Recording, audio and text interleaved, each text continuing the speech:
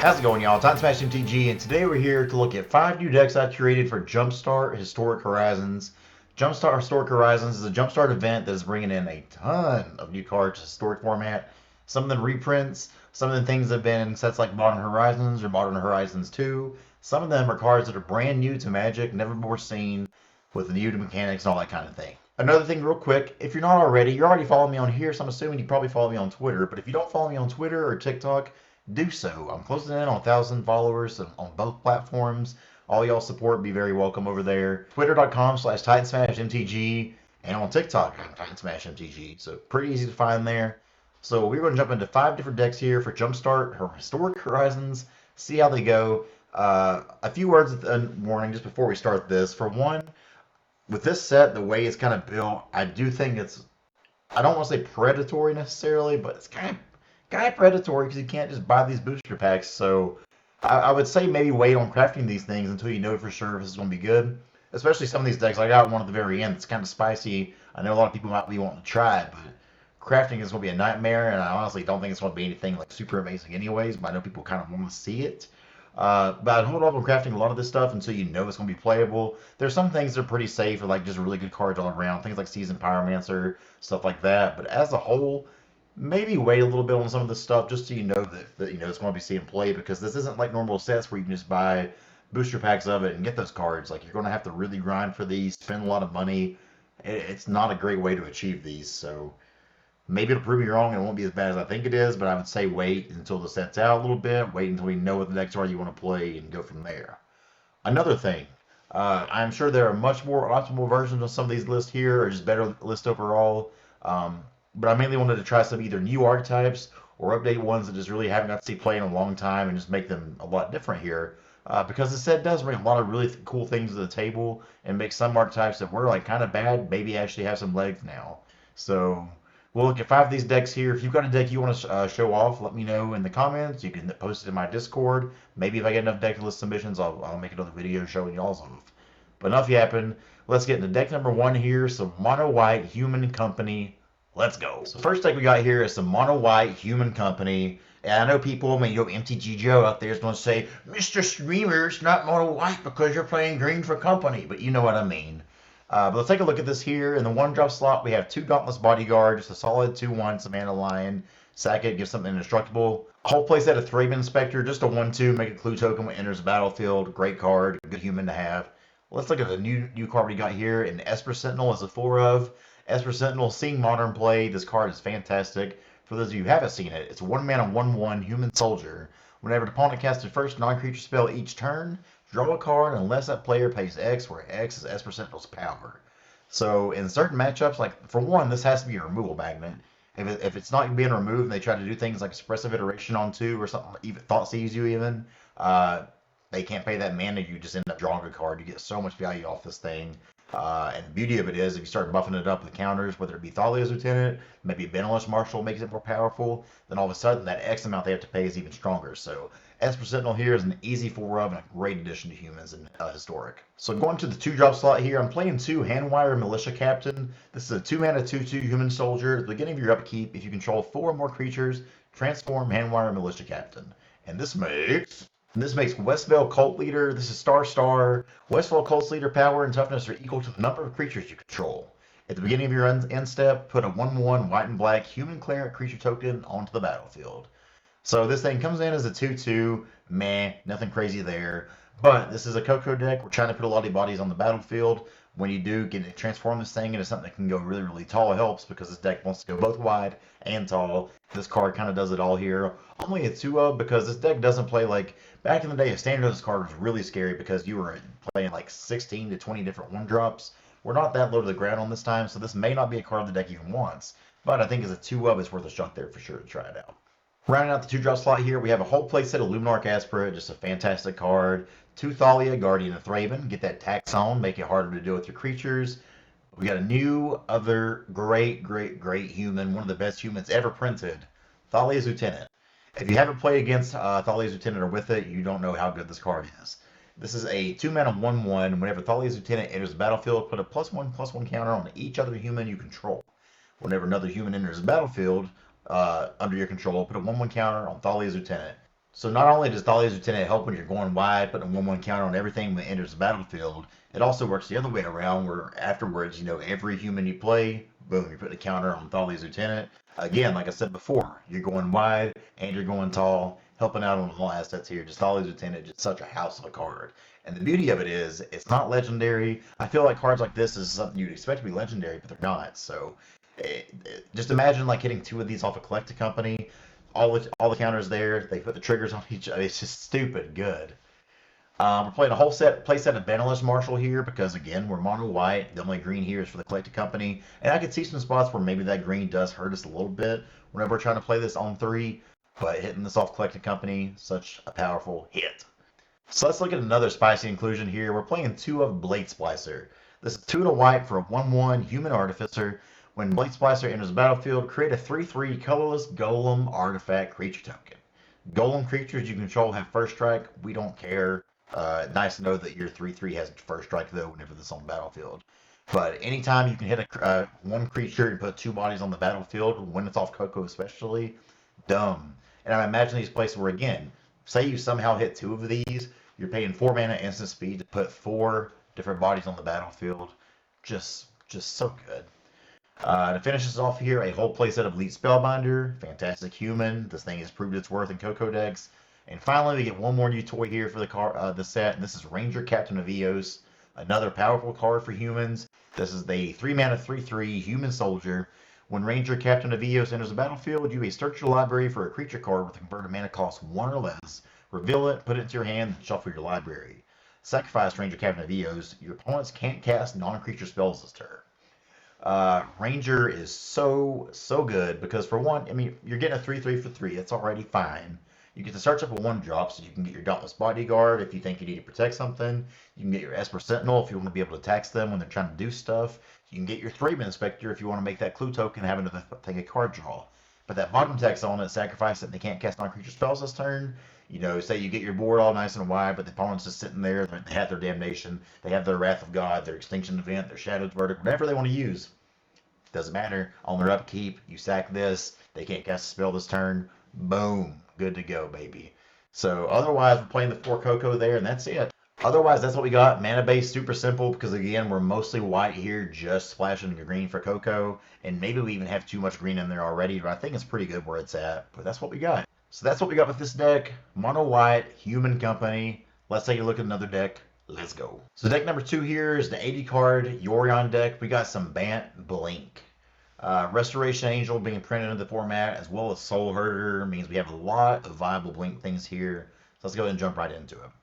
Starting off 1-drop slot here, whole playset of Ephemerate. We're a Blink deck. You got to have your Ephemerates. Playset of Land Royals here because a lot of our stuff here is 3 mana. We've been reliably ramp into it. A whole playset of Thraben Inspector, just a nice little early on blocker that's nice, and again, making clue tokens is fine. 2-drop slot, 4 Charming Prince. Charming Prince, the earliest thing that can blink things already. Really good card for this shell here. 4 Wallow Blossoms, just a staple in these kind of shells. No 4 that again just holds the battlefield down, draws a card, and one of those things you're just happy to keep blinking and blinking.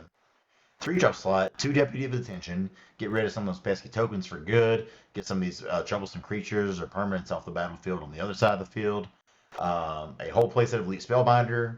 Again, card's good. It's good to blink. Whole playset of Glasspool Mimic here, serving as a lane if we need to, but also just a great thing to come in, copy one of your Blinky friends, and do some damage that way. Whole playset of Llanowar Visionary, 3 mana, draw a card, add some mana. Love to see it.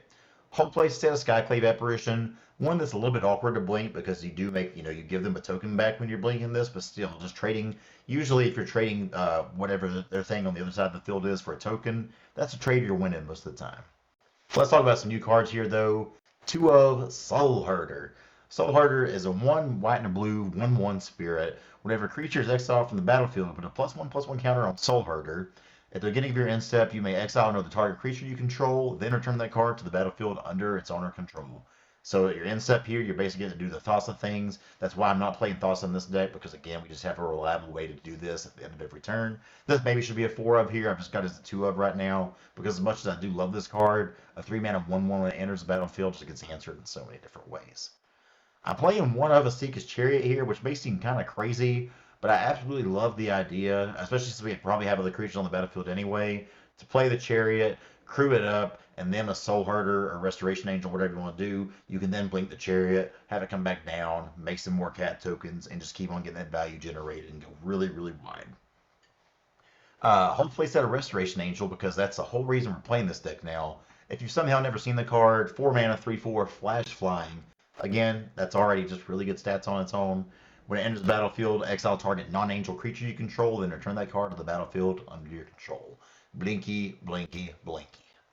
We're playing one of Alrund, God of the Cosmos. We can play the Hakkasad on turn 2, turn 3, blink it somehow, maybe use Charming Prince or something like that. That way you can have the Alrund side come back down on its face, and that way you've got the big creature down super early, ready to do its thing. So we're playing that as a one of. Again, this is the one you could play more of if you wanted to, but we got a custom card somewhere to play lands and other stuff.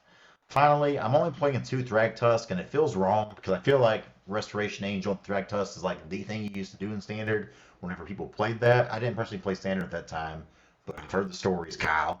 Um, but Restoration Angel and Thragtusk are 2 peas in a pod here. But Thragtusk is also just not quite on the power level that a lot of other things are now. So still fantastic in this deck. Still one of those things that I think you definitely want to at least play 2 of. Maybe it should be more. Maybe I'm just crazy here. But I've got that as a 2 of for now. Finally, last creature in the deck is the remaining 3 Yorions. I do have a 4th Yorion as the companion for this deck. This is an 80 card deck. There's more lands down here that you can't see in the photo. But it's like kind of weird to put Yorion in there because it made everything title ratio and stuff. So just trust me, we got Yorion. Otherwise, lands and things like that. But I think this deck's really, really cool. I would love to play with it. The beauty of this is it gets some good playable cards that like Soul Herder and Restoration Angel. Both of those are like probably viable in some other decks anyway, especially Restoration Angel.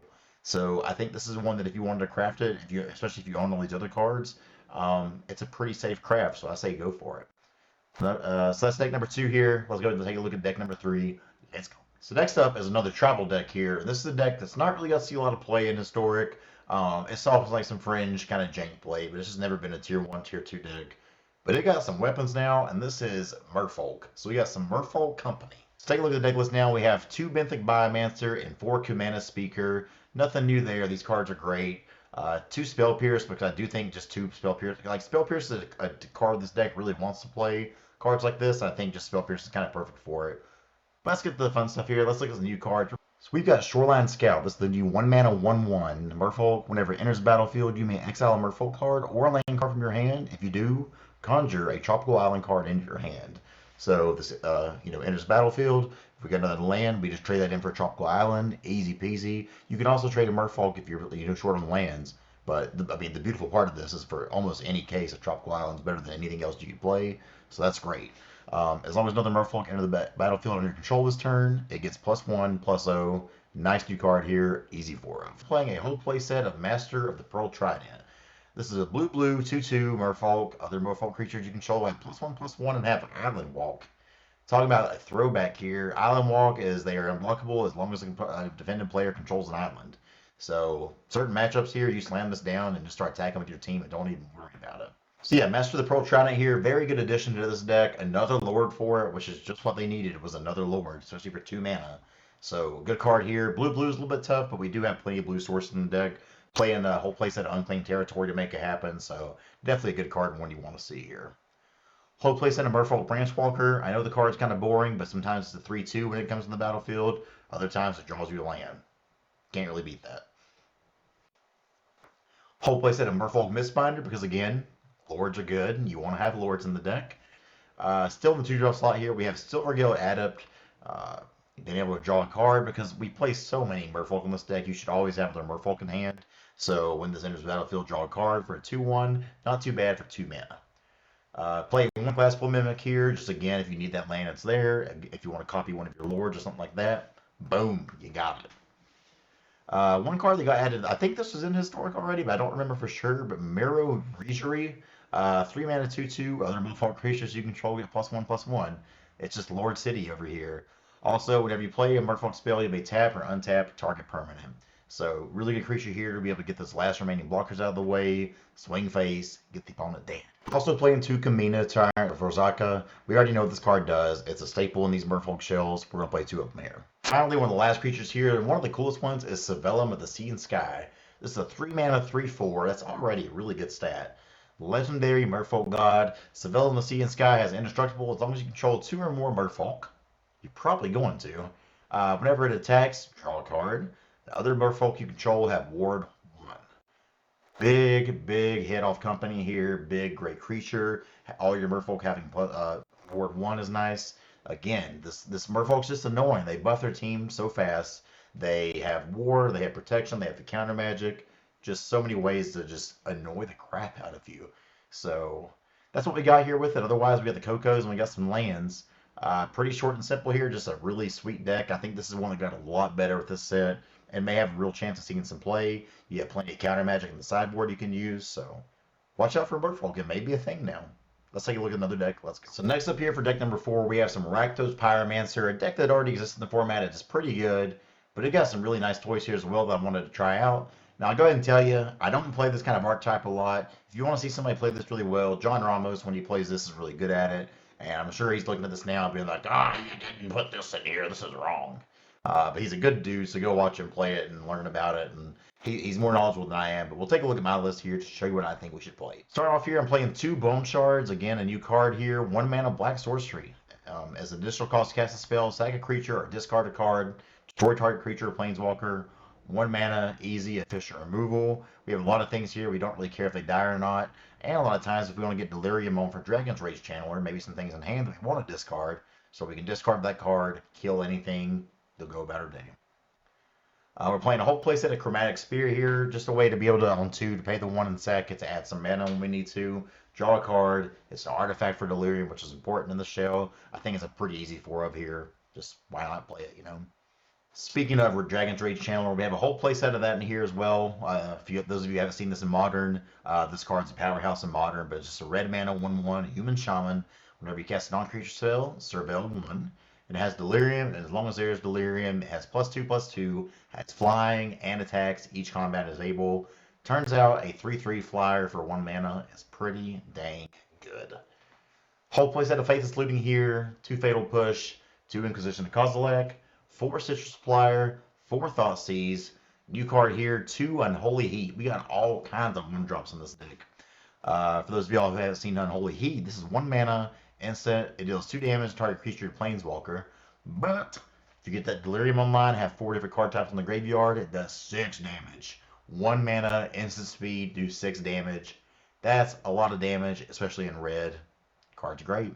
Finally closing off here, a lot of friends we know of already. A whole playset of Dreadhorde Arcanist, 2 Kroxa, 2 Kolaghan's Command. But let's look at some new cards here to end it off. 2 Seasoned Pyromancer. We're replacing some Young Pyromancer with Seasoned Pyromancer. This is like Seasoned Pyromancer's daddy. And looking at this card, it's daddy.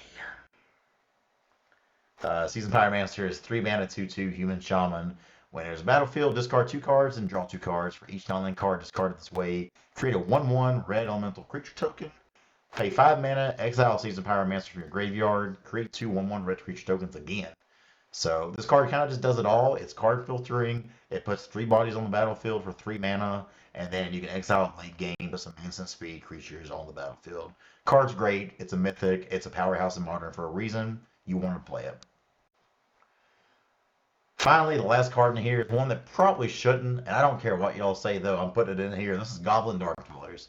I absolutely love this card. I played with this card so much when it was in Standard. This has always been one of my favorite cards.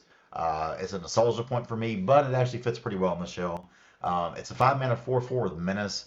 When it enters the battlefield, you may cast target instant or sorcery card from your graveyard with converted mana cost 3 or less without paying its mana cost. So a lot of times, Kolaghan's Command was in the format when I used to play this card. So you play Goblins of Dark Dwellers, flashback your K command, kill something, bring another creature back. You can almost kind of loop, like you couldn't loop these because you had to exile it, but you bring back your other Goblin Dark Dwellers, next turn, bam, you do it again. But 5 mana for 4 minutes, already a fine body, and get to cast, even if it's just something as simple as like a Thoughtseize, can be big. So Goblin Dark Dwellers is a 1-of here. Should it be in the deck? Probably not. Am I going to play it? You bet your butt I will. Rakdos Pyromancer, that's what we got. One deck to look at here, last deck of this video, and I'll go ahead and tell you this is the jankiest one we got here. It's a tribal deck for a tribe that probably shouldn't even exist. We got some Naya Slivers. So the last deck of the day we got here is Naya Slivers. Again, like I said at the beginning of this video, especially for this deck, Do not craft this unless you just have wild cards to burn and don't care. Let's go ahead and jump into it here. I expect this deck to not be very good, but I know some of y'all want weird stuff like this, so here you go. Striking Sliver is a 1-mana 1/1 Sliver. Slivers you control have first strike. Easy peasy. At the 2-drop slot here, though, we have Cloud Strider Sliver. This is a great Sliver, actually. Red and white 1/1 Sliver. Sliver creatures you control have flying and haste. Those are two very great, very important keywords there. Being able to have haste and evasion is super, super nice. Makes all the slivers you play afterwards look really, really good here. So, Cloud Strider Sliver, easy 4 of here. We're also playing 4 of Mana Swept Sliver. This is the 1 of the green 1/1. Sliver creatures you control have tapped to add 1 color of any mana to your mana pool. Nice. Playset Metallic Mimic here. Put some counters on all these things. A whole playset of Predatory Sliver. Sliver Lord for 2 mana is really, really good. As you notice, like pretty much all these things are 1/1s or 2/2s as we get into it. So having a way to buff the team and make them bigger is absolutely huge. 2 Sentinel Sliver here, giving all your slivers you control vigilance. 2 Belligerent Sliver in the 3-drop slot here is a 2 and a red 2/2. Sliver creatures you control have this creature can't be blocked except by 2 or more creatures, so essentially Menace. Maybe this is, I think Menace was around by the time this was printed, so I don't know why it's worded this way. I've put 2 Herald's Ward in this deck. I don't know if that's correct, especially if this has been a Collected Company deck, but I think the slivers are bad enough that you actually need to have some more ways to have some kind of advantage there. And this kind of puts you in a situation where if you do get to that state where you have board wipe or something like that, then Herald's Horde can help you rebuild, refuel.